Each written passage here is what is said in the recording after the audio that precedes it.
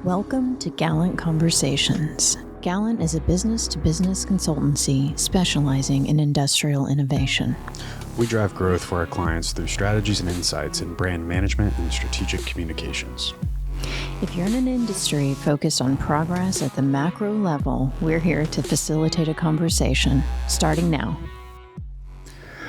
Well, today, Gallant Conversations, we're pleased to have Joe Guzman here, founder of Space Cowboy. Joe, it's a pleasure to have you here.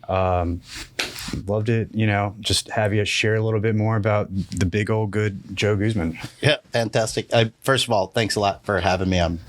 I'm thrilled to be here back in Houston. It is actually my hometown, so the whole Joe Guzman story really starts here in Houston. I grew up on the northwest side, which is, of course, not the space side, but growing up in Houston, we always had this whole space ambiance going on, and going to watch the Rockets play, the Astros play, going to NASA on field trips with my elementary school classes and whatnot, and just being in the same city with the astronauts and the space shuttle on occasion. It was something that was always kind of ingrained in us as Houstonians growing up here, that we were a big part of the space race and a big part of the growing whole STEM process of getting people to space. And so I never really realized that until I left Texas and went to West Point, which was way back in 1990. Shout out to my classmates, class of 94. There you go. And so I studied electrical engineering at the academy, and had an opportunity to do some space work actually during my cadet years. And I did an internship at the National Security Agency in Maryland, and got my very first opportunity to kind of dip my toe into space, because back then we were still actually working on the Strategic Defense Initiative, aka the Star Wars program, that started under President Reagan and kind of like extended out, and it hadn't been canceled yet in the summer of '92.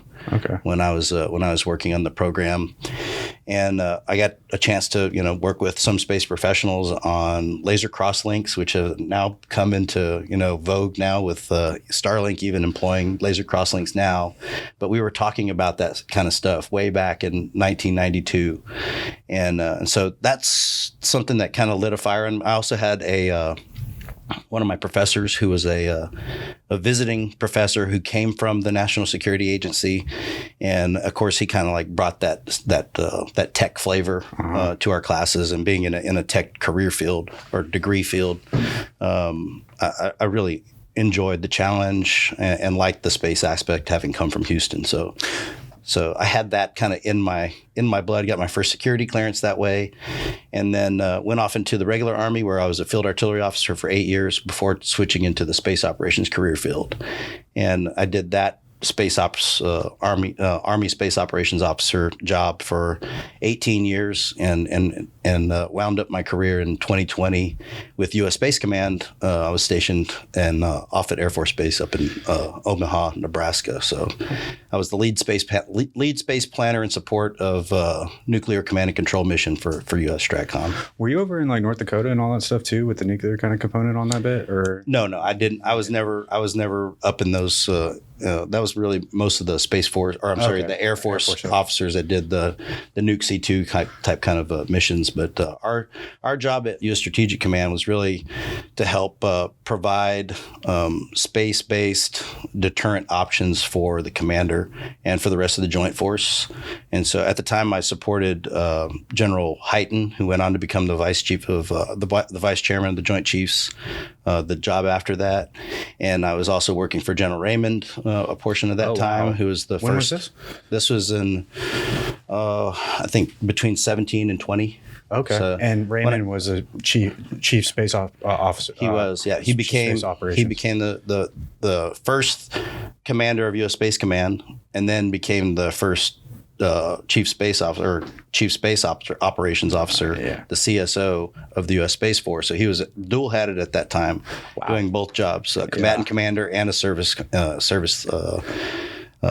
lead. So I had General Raymond there for a while before before General Dickinson came on. And of course, General Dickinson was an Army officer like I was, and he came from U.S. Space and Missile Defense Command and took command of U.S. Space Command as the immediate commander after John Raymond. So it was good to have a rapport with two 4-stars that I had worked for prior to.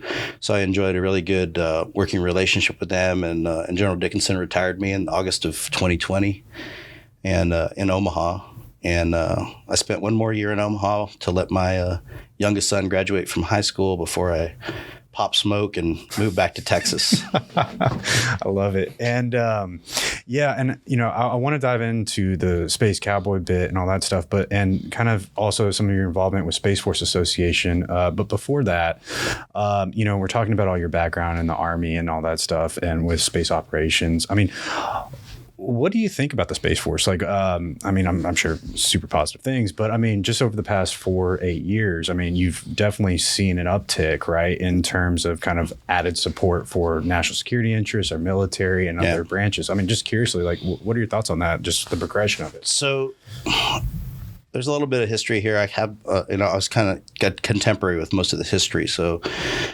way back in the early 2000s, and we're talking like 2000, 2001, there was a study done about the need for a Space Force type kind of organization. And it was the leader of it was actually Donald Rumsfeld. In fact, the report is called the Rumsfeld Commission Report. And part of that report actually makes the argument for a separate service to actually execute the space mission. And of course, not too long after that Rumsfeld Commission report came out, 9/11 happened, and that changed the landscape for space altogether.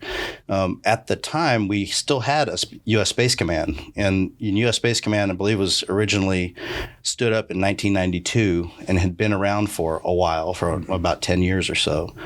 And it was originally stood up for that Star Wars mission because we were going to be doing a lot of warfighting in space, potentially.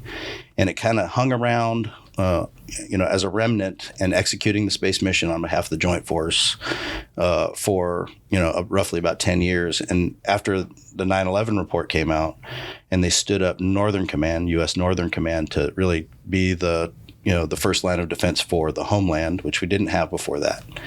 And that took the resources away from what had been U.S. Space Command. They stood down that command, sent the mission to Strategic Command in Omaha. So the space mission was now under the U.S. Strategic Command commander.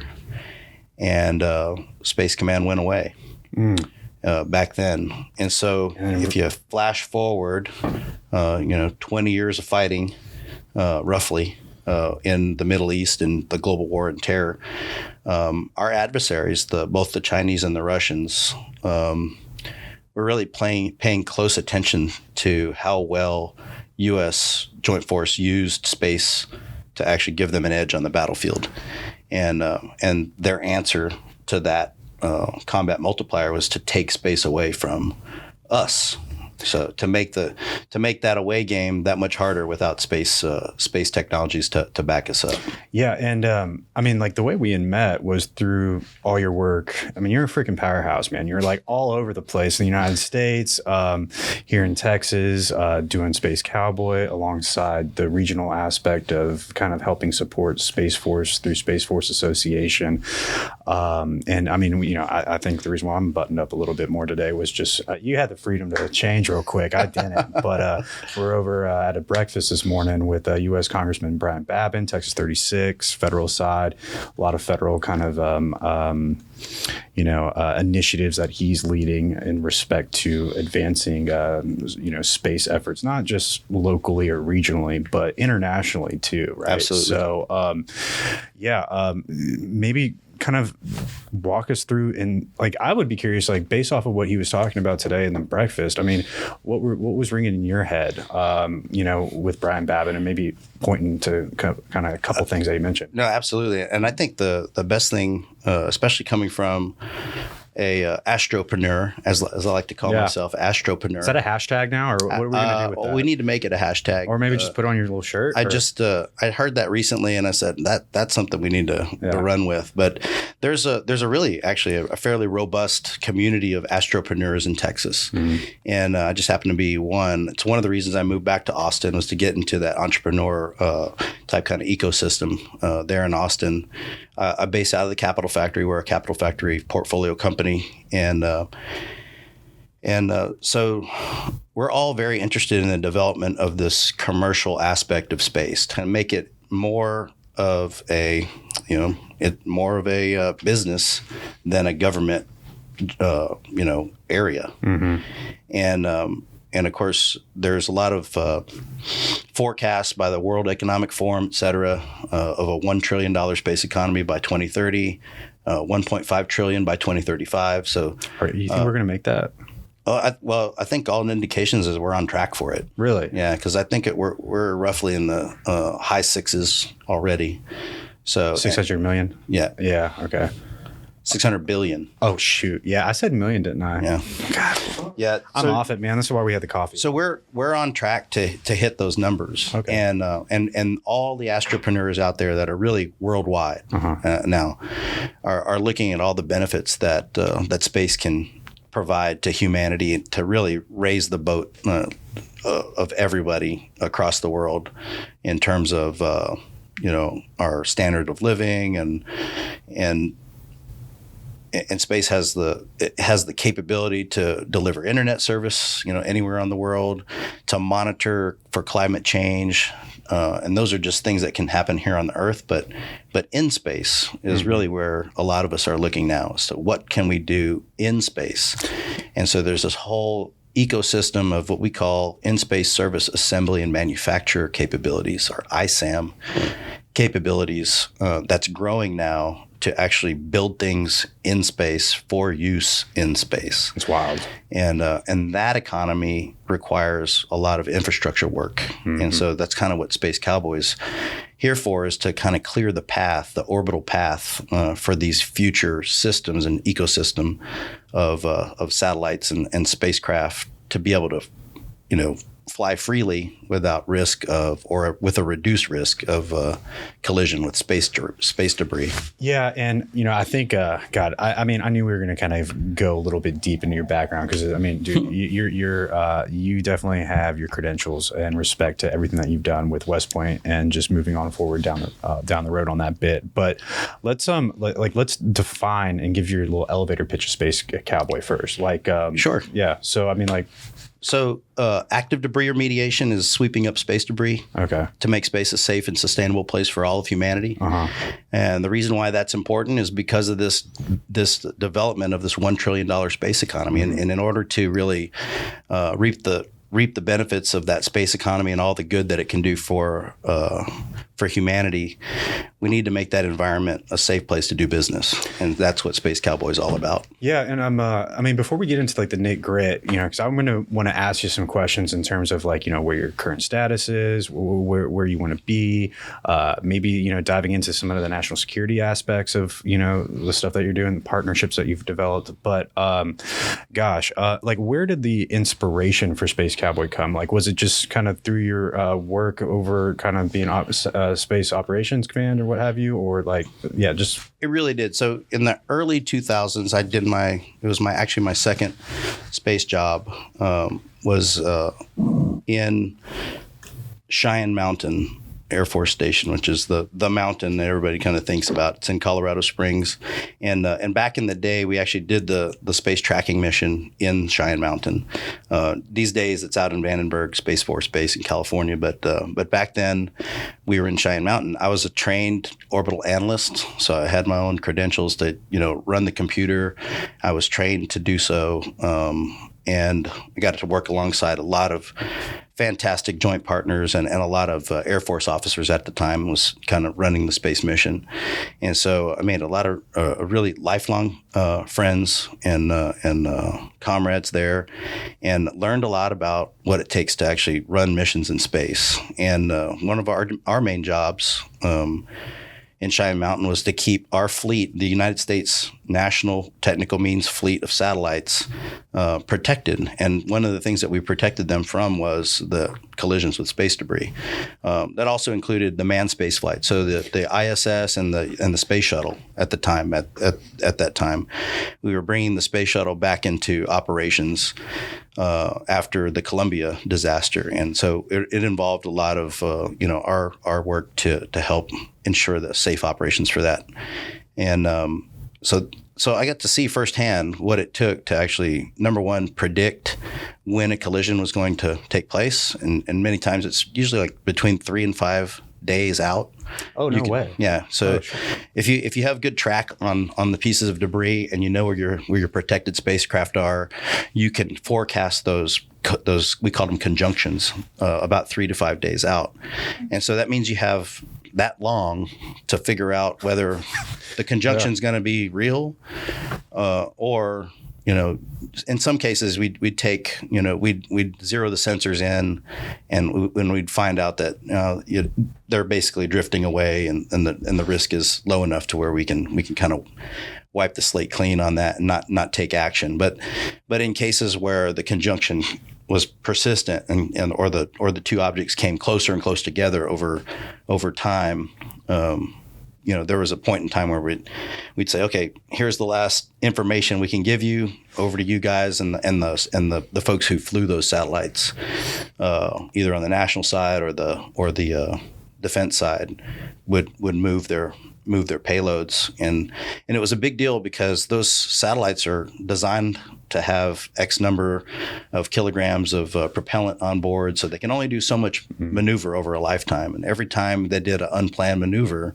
it took lifetime off that satellite. So it was a big decision, especially when some of these missions had strategic level implications. They're nuclear command and control satellites, or they're involved in nuclear command and control, and those are very, very well guarded, missions, not only by Stratcom but the whole Defense Department in general. So yeah, and God, this is a point in conversation when you throw so much stuff at me, and I'm like, okay, I can go so many different ways in terms of questions I have for you. God, because my head is swirling a little bit, but you were kind of talking about the tracking bit, 3 to 5 days, and one thing that I know about your company, your business is you're capturing space debris within the 1 centimeter to 10 centimeter mark, right? That's our goal. And I want to understand, I want to understand how many objects are out in space today and how many are we tracking? Because it seems like there's millions of it, and it seems like we're not able to track it all. Yeah. So at the time, the CEO of Slingshot Aerospace, and they do space domain awareness is kind of like their thing.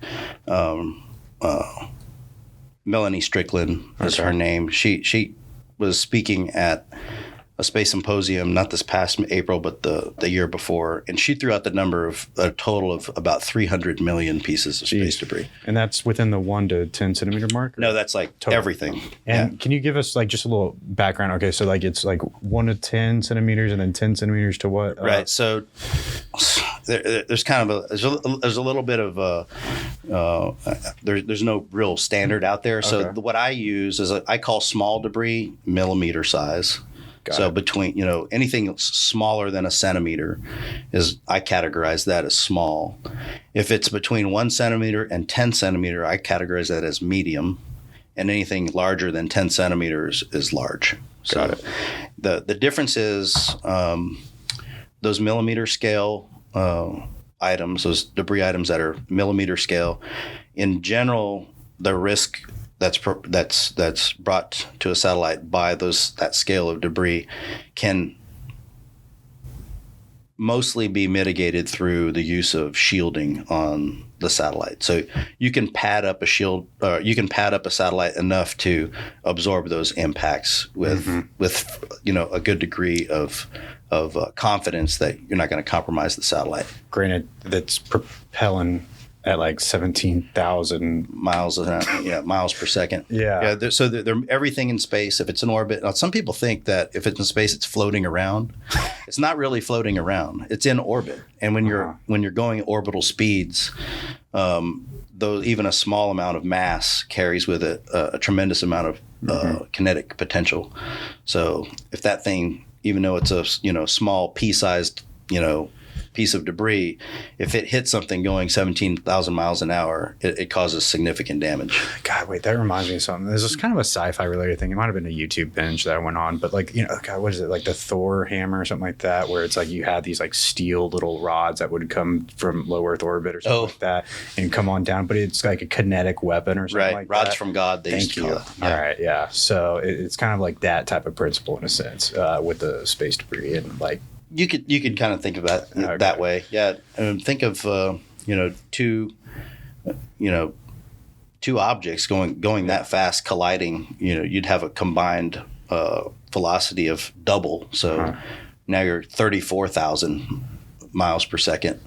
And it's just the enormous orbital speeds what gives everything that huge amount of kinetic energy. Well, and then that was something that we were talking about before we got on recording this a little bit, was orbital mechanics is such an important knowledge base to have in respect. And I mean, you're well versed in that bit. I mean, well, I got trained up. So I was an orbital analyst, and I went to school for probably, 3 or 4 months to learn how to do orbital mechanics. And then I also got a chance through the Army to go back to school and get a master's of science in space systems operations management from Webster University.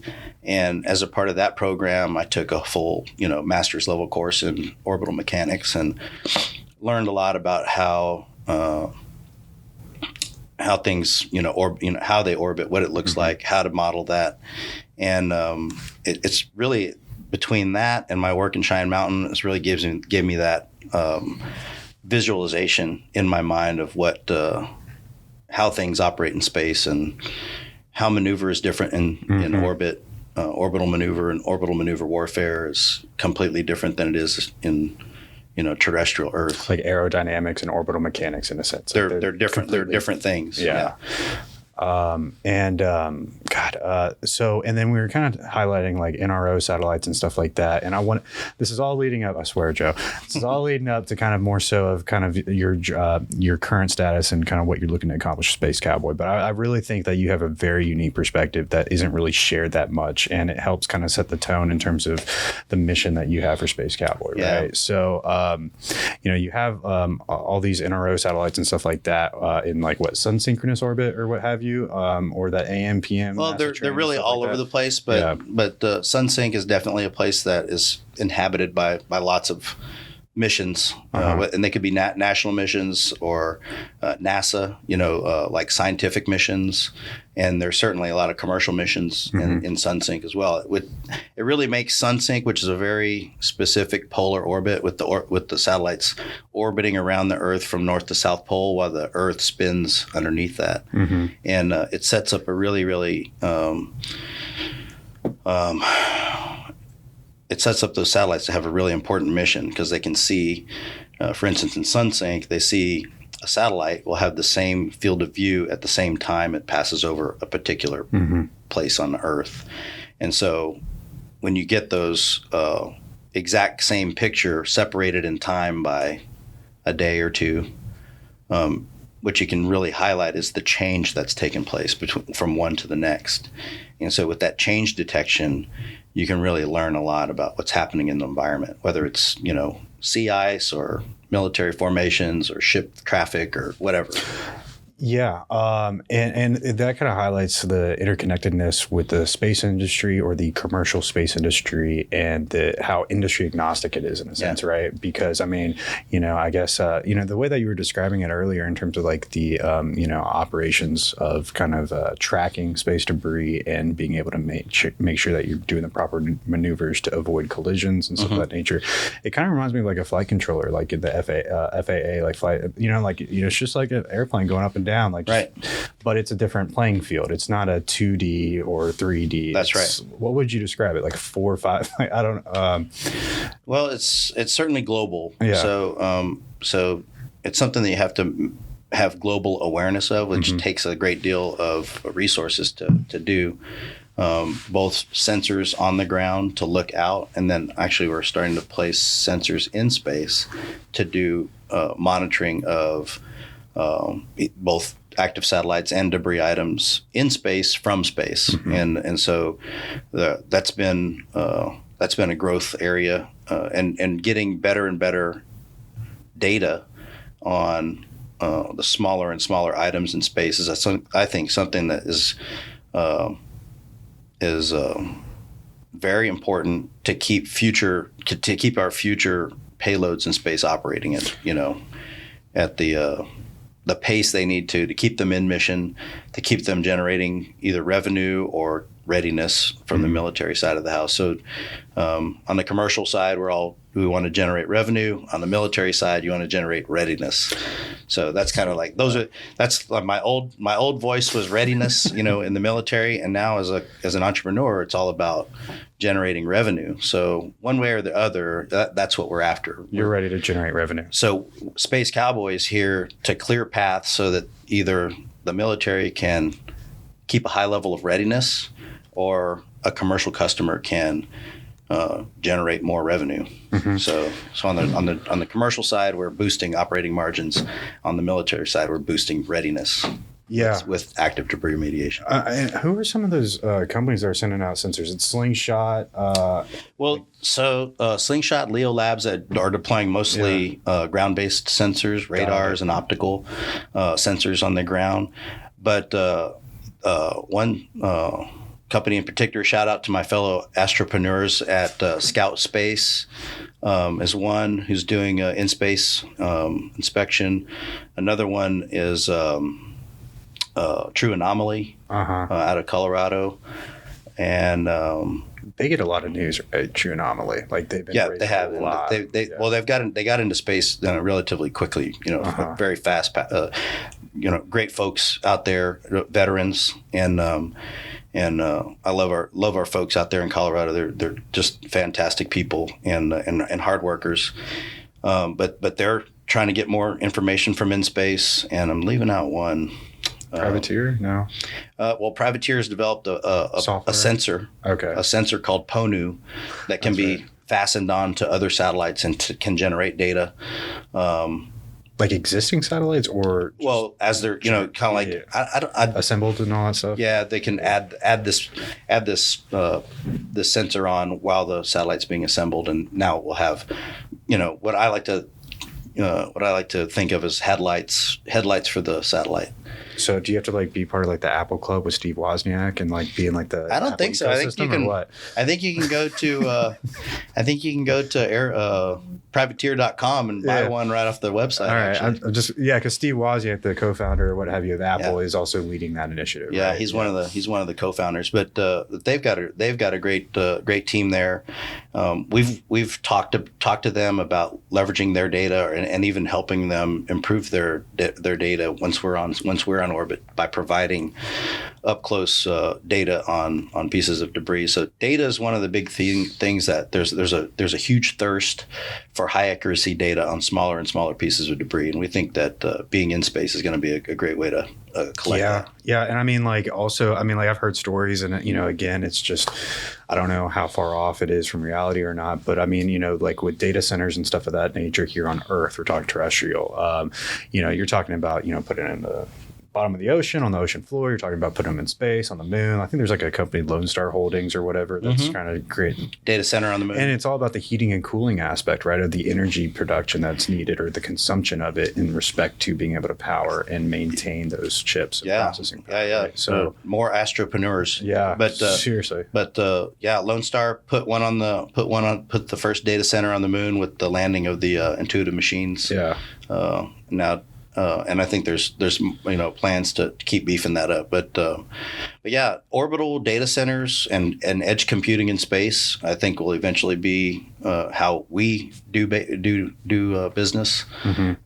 Because I think just the need, I can kind of feel the need for data compute, and it would actually reduce your requirements for comm if you can communicate with a layer of orbital edge computing, relay, essentially satellites. If you can communicate with them, then it puts less burden on me as the satellite owner operator to have a radio that can that can talk all the way to the ground. So having an edge right there by us will be extremely helpful for processing that data and putting data into the cloud where the rest of the internet can actually access it. Yeah. Gosh, I mean, when you think and see the news about Elon Musk and Starlink and the volume of Starlink satellites that are out there and projected to be, what kind of goes through your head? Well, one of the big things that the government is working on, and I hadn't mentioned this before, but I'm also a participant in a consortium called the Consortium for Space In-Space Manufacture and ISAM Capabilities, COSMIC. And COSMIC is led by NASA.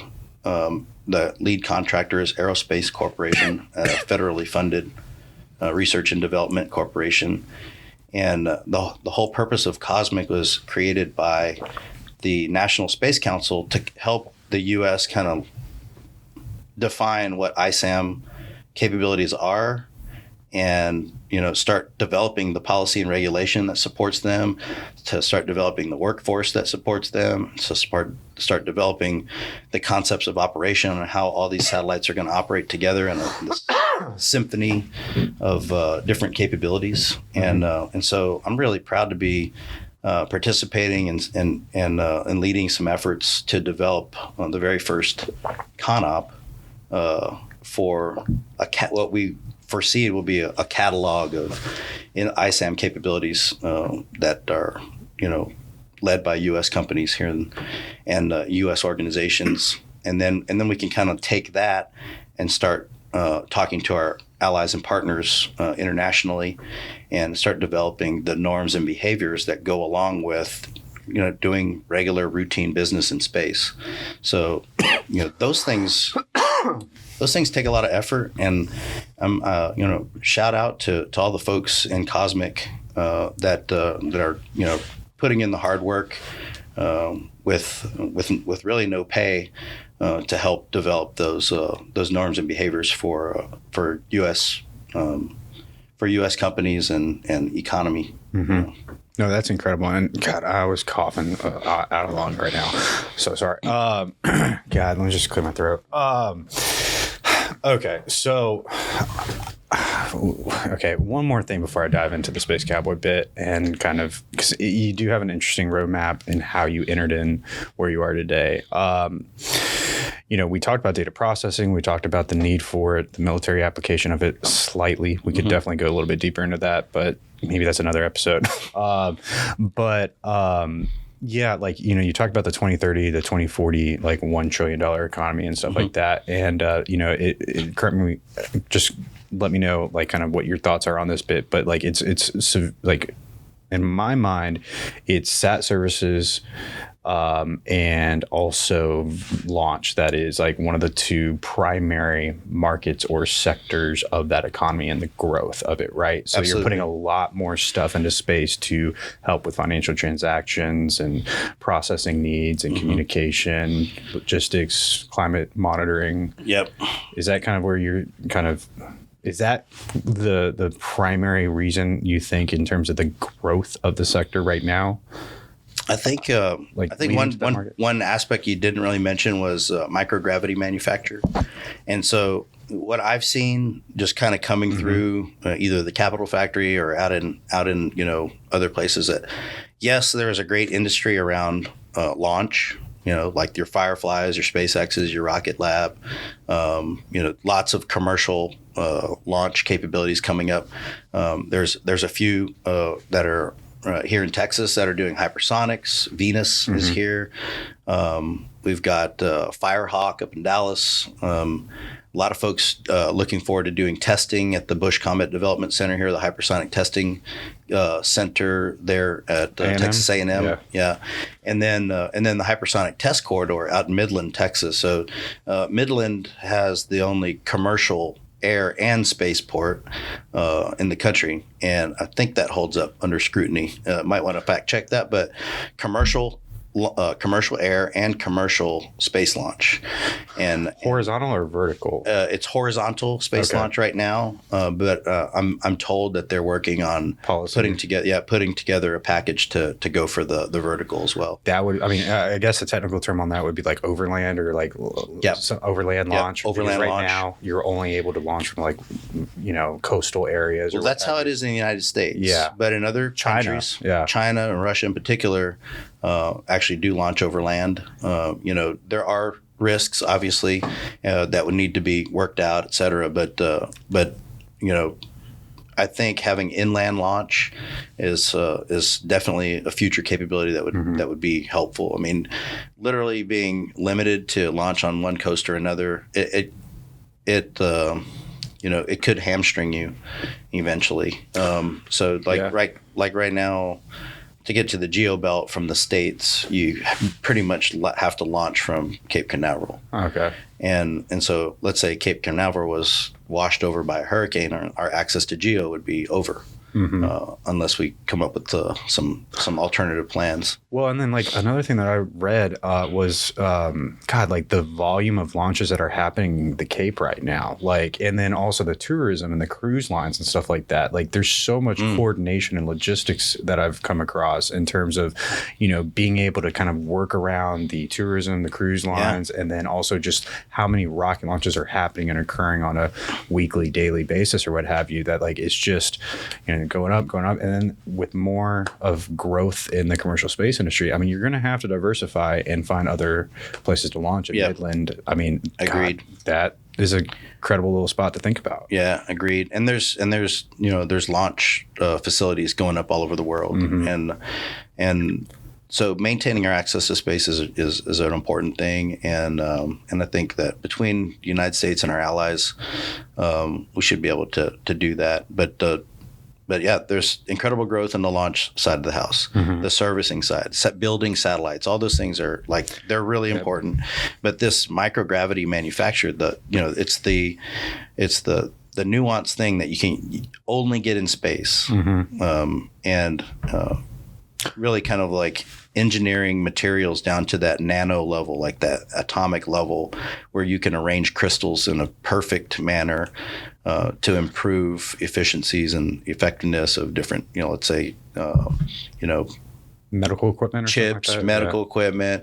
There's even a startup out there that's looking at growing tissues, human tissues in space, and because of the microgravity, it makes the tissues perform, much better.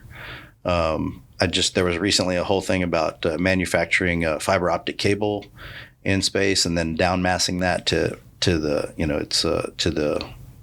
Earth's surface. Okay. Coolants.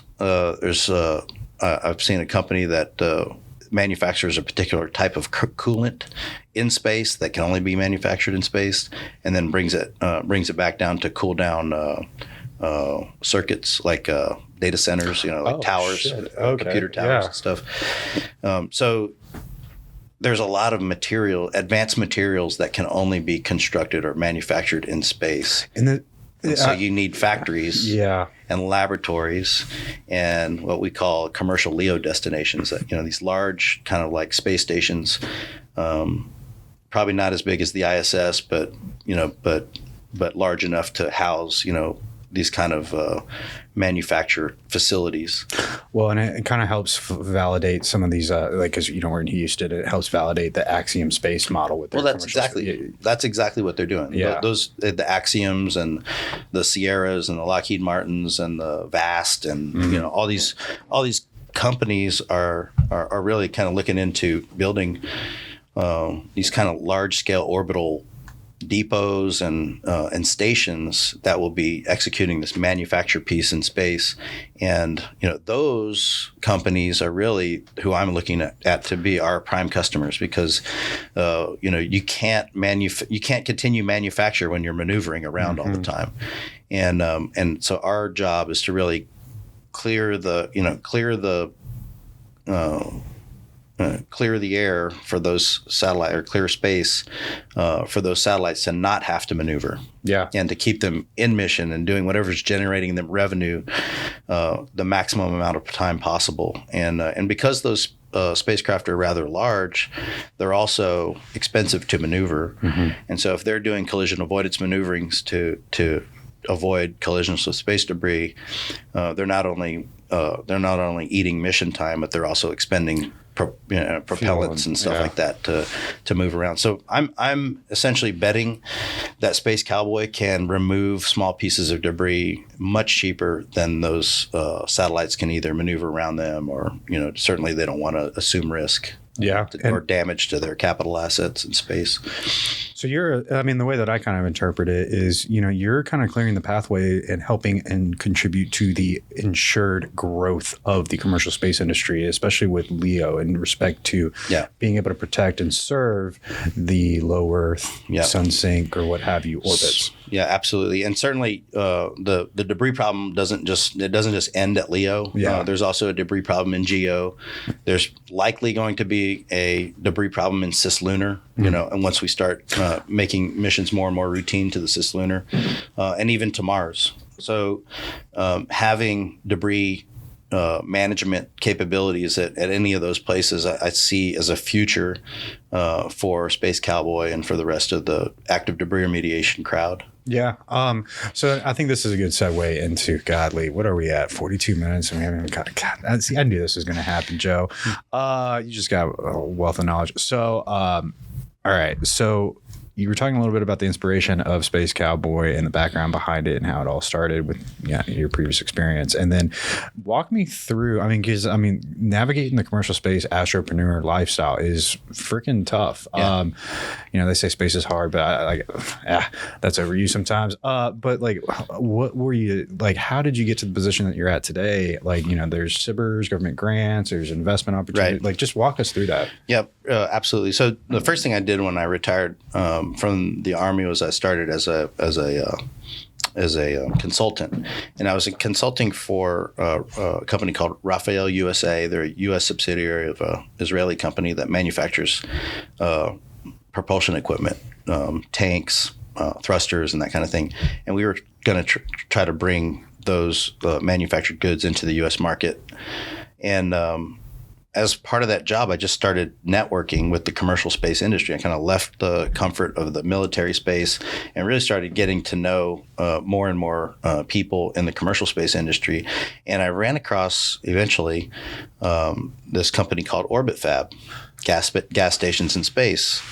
And I took note because I thought that was the most novel and innovative idea I'd seen for in all my career in space. I was like, that is going to be a game changer. So touch on Orbit Fab real quick. So what are they? They're refueling depot. They're like a gas station in space. So Orbit Fab's tagline is gas stations in space. And what they want to do is they want to create this fleet, this infrastructure of satellites that provide refueling services to other satellites. So like an EV network, kind of like what we're building out here terrestrially to support the EV network, but for satellites in a sense. But with satellite propellant. Yeah. So instead of battery power, it'd be satellite, fuel, essentially, hydrazine or green propellants or what have you, electric propellant, xenon gas. They're looking at a variety of different propellants to deliver in space, but the idea is that they provide that refueling capability that's never been there in space. And so where satellites used to have design lives based on how much propellant they could carry, now you're talking about a satellite that has as far as propellant is concerned, an unlimited design life, because you could just continuously refuel it, just like we do our cars. You buy a car and you fill it up every 400 miles or so, and that's kind of how you operate. Well, that's never been the case for satellites. In the past, you buy a satellite with a full tank of gas, you fly it until it runs out of gas, and then it's debris. And that's the traditional way to do it. Now, with refueling, you can actually, go back and refuel that satellite, or you can launch it with a half tank, put more payload up. So, you can save a lot of money in launch costs by putting more payload and less fuel. You can have a big gas tank, just not full, and then get into orbit and fill it up in orbit. And now you got legs and you got more payload, and that's what the Air Force does with bombers. You take the bomber off with all bombs and no gas, fill it up when you get into flight, do an aerial refuel, and now you've got the legs and the bombs, to go far. So it's payload plus propellant, and I think this refueling in space is going to change the game. And so I went off on Orbit Fab because they're one of my favorite companies out there, and Space Cowboy will not happen without in-space refueling. It's just impossible to close the business case. So it really is, our success is really tied to the other people's success, and one of those main people is Orbit Fab. So we're all in with the Orbit Fab team, and I love their company. But learning about these different capabilities that are kind of like on the cutting edge, like really pushing the envelope on what's possible in space. It just put that seed in my head, and then later on, I came across this STTR. It's a tech transfer grant. Space. Yep. Small business tech transfer grant or award, and SpaceWorks was offering. It was called Orbital Prime. About I think it was like 400 and some odd companies put in phase one proposals. We were lucky enough to get a phase one win, and that was our idea was to do small debris. So focus on the small debris remediation problem, and to do it by refueling in space. And so that was kind of really the birth of it. I worked with Southwest Research Institute. Shout out to SWIRI down in San Antonio, who was my initial partner, and their satellite team and robotics team came together to help us, kind of put together a design of what the satellite would look like, and it gave us enough information data to kind of to understand that the technology was doable. So it's not anything that is like next generation or super sexy or was going to require a breakthrough technology. Something that's really just integrating existing equipment, and to put it on top of a satellite and do the mission. Yeah, maybe Nico can kind of throw us up a little graphic of that SWIRI partnership model and design that y'all put up together. Yeah, it's on my website. Yeah. If he wants to go up to spacecowboy.today and bring that up. Yeah.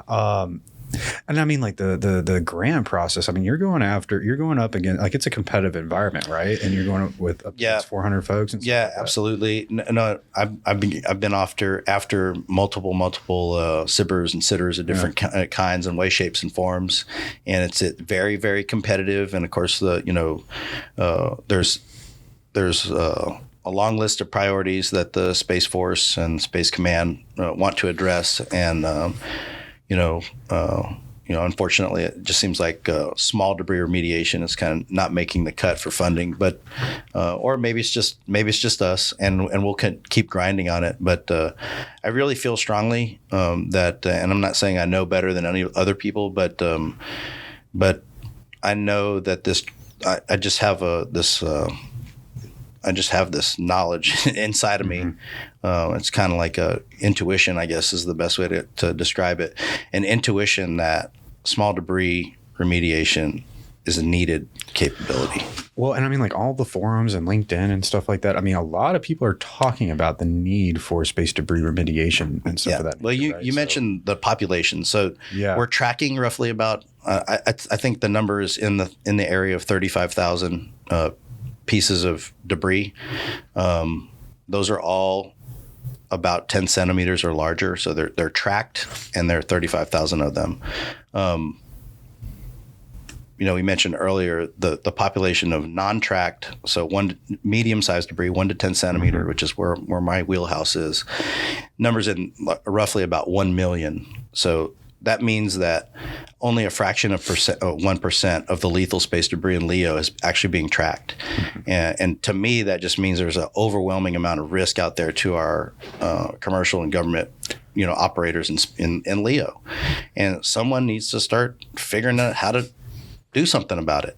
And I mean, like, could you go after open topics, or like, are you just going to continue forward? Yeah. I mean, because like that's, I like the thing that I'm wondering, and again, maybe we'll touch on this, or you can just chat about it now. It's just like, a lot of venture capitalists and investors are looking for SBIR sitters as kind of that verification, due diligence, like, okay, I'll give you or consider money. Dual use. So dual use is the new big, it's a big term.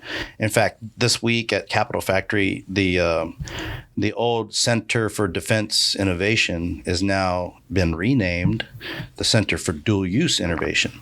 And so really kind of brings home this idea that dual use. So and dual use means it's of use to a government contract, whether it's military, NASA, or whatever, anything government, and also has a commercial viability so that you can turn around and sell that service or, capability commercially.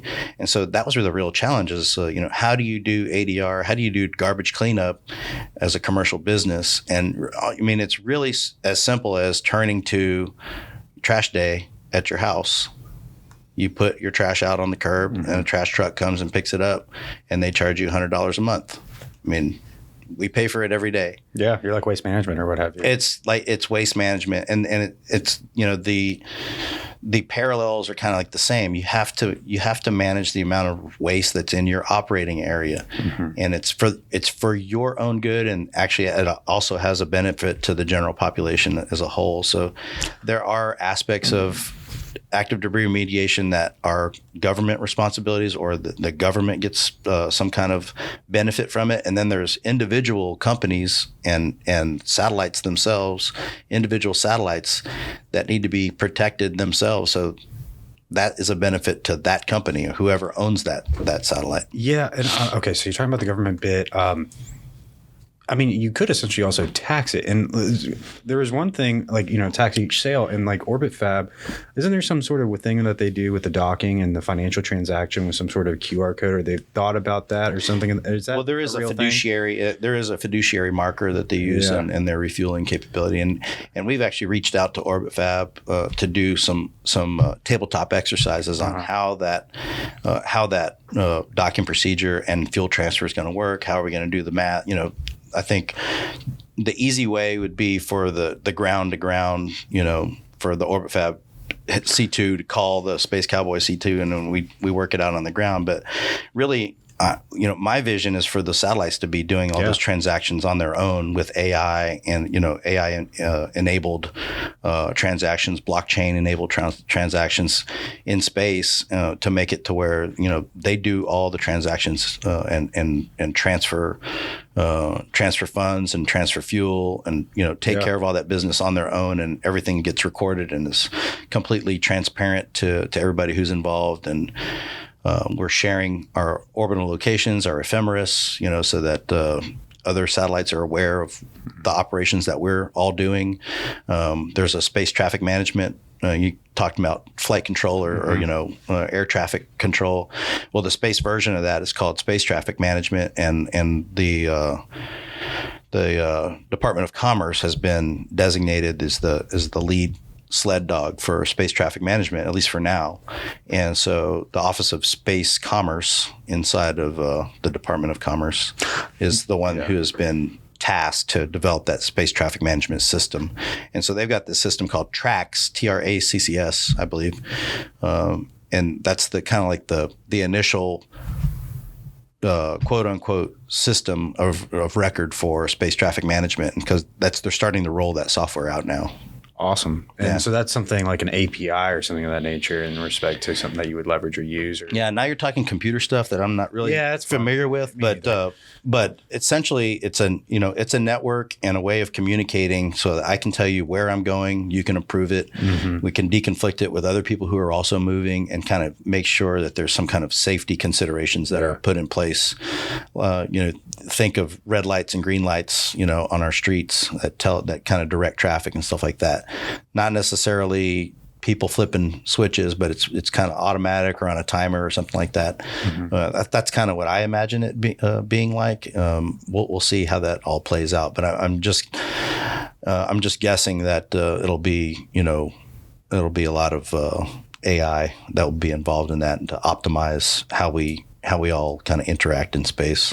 Yeah, and I think I share the same vision with you in respect to kind of like your idea of like the financial transactions and how they're happening in space. I mean, that just, and I think it's also important to note is just, again, like it's, we talk about the space economy, and, it's important, I guess, to differentiate between an Earth economy and a space economy, because yes, they are different. I mean, you're basically providing the same services, like you have your Orbit Fab being like your Shell Exxon gas station. You have yourself being the Republic Waste or waste management of the low Earth orbit and the skies. I guess they're not technically sky. I don't know. But like you're recreating these industries in a new way. And on top of that, you're kind of opening up pathways to be more be environmental stewards and kind of helping support and kind of secure the growth of the commercial space industry. Yeah. One of the other cool things about the space economy is that I think a lot of people are hoping that we can offload a lot of the toxic type kind of activities that we do here on the Earth's surface and put those in space where they're not harming our environment, our living environment, to keep the Earth's surface a little bit cleaner. And then, export toxic activities to outer space. And so doing that in LEO is kind of like the first step to doing that, let's say on the moon or Mars or something like that. Would it burn up in reentry if it ever kind of got off the orbit or whatever? Like the waste or this like harmful contaminant and stuff like that you're just like putting out in space? I mean, potentially. Yeah, potentially. I'm just I guess curious. It could. Yeah, I guess it could. There would obviously have to be some consequence management capabilities, and we're going to have those type of things. Like think of EMTs and firemen and police officers that keep the peace here on the terrestrial side, but in orbit you're going to have emergency services and those kind of activities that are available to deploy in a responsive timeline to kind of like clean up messes to reduce the impact that, let's say, debris generating events have on the rest of the space ecosystem. So, I think we have to start thinking about those now. That's what Space Cowboy is all about. Yeah. Getting in front of those things. And I mean, again, we were kind of noting on the Representative Babin breakfast and stuff like that. He's a major proponent of having some sort of U.S. Space National Guard Reserve unit and stuff of that nature, right? Yeah. That's a big thing, and the Space Force Association is all in on that too. We're really behind on that. We think that just like the other services have their National Guard components, that it's absolutely something that the Space Force needs to have. Of course, they want it. And force structure, I know, having worked in the Pentagon, force structure isn't an easy thing to come up with. So there's obviously a lot of processes that need to happen, but that reserve component force structure is just as important for the Space Force as it is for any other service. So. Well, and I mean, I think it's like, because I'm interested to kind of hear your take on that, because I mean, okay, like in my mind, I mean, there was some sort of joint exercise a year or two ago with Russia and China where they, I think, deliberately took down a satellite in orbit and all the debris kind of spread around or something of that nature. They had some sort of capability of that. But I think, and you would know better than me in that sense, but like it could be potentially like something in which like your adversary is trying to disrupt some of the global economy, the digital economy and stuff like that. They could try to disrupt a satellite in orbit, and then it would kind of fracture and have this debris kind of moving all around. That's kind of in my mind, something that the National Guard Reserve, Space National Guard Reserve would kind of be monitoring and supporting alongside like maybe ISS collision or something of that nature, and helping kind of support on that. And I mean, well, like in times of conflict, the Air Force calls it this reserve fleet of transports. And so like if we had to move a lot of troops into, let's say, the Middle East or what have you, the Air Force has this reserve fleet that they can bring into active duty service and put the troops on there, fly them over, and kind of like use those commercial assets to do essentially a military mission. And I think, those kind of capabilities are what we're talking about for the space side of the house. Is that, let's say we wanted more communications satellites, but they weren't, we didn't have enough in the military. So then they would bring that capability from the commercial side and give them a military mission. And so, those are the ideas I think that are floating around up there. And I think they're, from a warfighting perspective, and I also, I'm a war college guy too. So I've looked at various warfighting scenarios, and, there's never enough comm. Everybody needs comm. Everybody needs more data. If you got into a situation where national technical means satellites were targeted or what have you, you'd have to reconstitute those with, as soon as possible to kind of reconstitute the mission, and commercial assets could potentially be the key to do that. So I think it's a great idea to explore and for us to figure out as a nation on how we the commercial space industry actually kind of provides backup and space power to our space force. Yeah. No, for sure. So, God, again, I feel like I can go in different. I can always come back for another one. Yeah, for sure. But let's bring it back. I mean, to the Space Cowboy bit and stuff. I mean, you talk about the progressions and all that stuff. You talk about, kind of alluding to where you want to be and stuff. So, I mean, what are you primarily focused on to reach, right now? Kind of, what are your efforts going toward? Right. So we've got this design that we worked on with Sweary. The first step would be actually to prototype that design. We want to do some virtual testing with that, and that's kind of where we are in the next couple years. We're raising a seed round of capital right now to help us do that, and then once we prove that out and kind of do an iteration on our spacecraft design based on that feedback, we think we can put together an orbital demo in about 2 years. So we're talking about between first money and actually getting an orbital asset. I'm on a timeline a self-imposed timeline of 4 years to make some revenue, and the first revenue that we'll make will be space data, and hopefully follow that up quickly with some actual debris remediation work that we do to demonstrate our capability, and then hopefully start scaling up and get that scale up done over a 3 to 4 year time frame, and be in full operations capability with a constellation of about 30 satellites, roughly in the 2031, 2032 timeframe. Okay. So, I mean, it seems like a long time, but there's no shortcuts to space. So, it's kind of ambitious, especially for a little bitty startup out of Austin, Texas. But there's no doubt in my mind that we can get this done, and I'm all in. Yeah, and I mean, I wish I had some money to just throw your way right now, right? Like, come on, man. Because I mean, everyone is talking about. I wish this. you did too, James. I know. Maybe next time.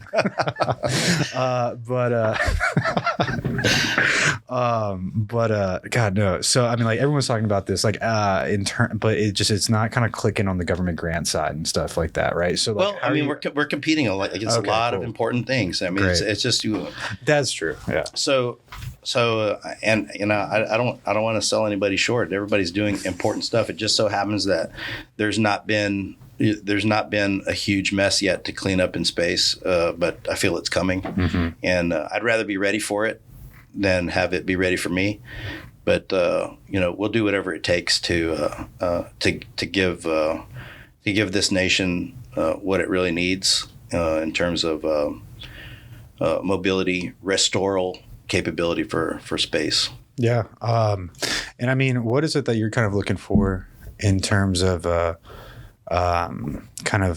next steps, and what is it that you wish folks knew a little bit more about in terms of Space Cowboy, space debris mitigation and monitoring, and all that bit? I guess number one, I think everybody understands how important space is to our everyday lives. So making a commitment to actually protecting those little capabilities that make our lives that much easier is something that everybody that I talk to is very supportive of that, and so I think translating that support from the general, population who understands how important space is to their everyday lives into, investments for companies like mine that are really kind of leading the charge and providing the picks and shovels and the blue jeans that are going to lead to a gold rush in space. But it's these infrastructure activities that I think have to lay the groundwork to have a prosperous space economy. And I'm proud to be part of the fight. And there's plenty of folks out there that are doing way more than I am. But I'm really grateful just to be a part of the effort, and I think it's going to bear fruit. So that's awesome. Yeah, I'm pretty excited about it. Yeah, no, for sure. So, where can people kind of find a little bit more information on you? Absolutely. So please look me up on LinkedIn, Joe Guzman, or Space Cowboy ADR. My website is spacecowboy.today. And you can find information on how to get in touch with us there. Investors, come to me. Yeah. When are you looking to close? ASAP. There we go. Investors, you heard it. Come on. All right, Joe. Thank you so much. Thanks a lot for having me, James. Yeah. All right. Thank you.